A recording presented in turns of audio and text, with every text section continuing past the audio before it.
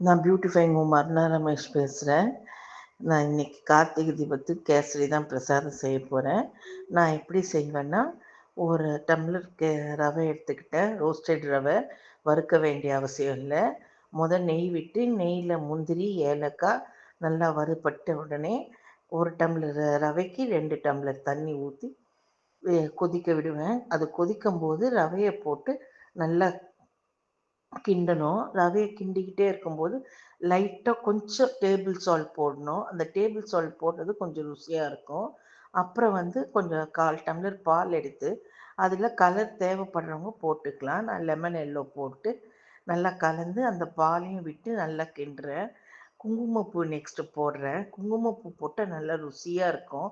அது ஒரு தனி சுவையை கொடுக்கும். ஸோ குங்குமப்பூ போட்டு ரவையை நல்லா கிண்டிக்கிட்டே இருக்கேன். ரவையை கொஞ்சம் வெந்த மாதிரி இருக்கும்போது சீனி எவ்வளோ தேவைப்படுதோ சீனி அவங்கவுங்க இனிப்புக்கு தேவை மாதிரி சீனியை போட்டுக்கணும். 1 டம்ளர் ரவைக்கு நான் 1.5 டம்ளர் சீனி போடுறேன். போட்டு நல்லா கிண்டணும். இப்போ கிண்டுறது தான் முக்கியம். ஏன்னா நல்லா கிண்டிகிட்டே இருந்தால் தான் கட்டி ஆகாமல் இருக்கும். அந்த மாதிரி கட்டி ஆகிறத உடச்சி நல்லா கிண்டி வரும்போது நல்லா அப்படியே ரவை திரண்டு வரும்.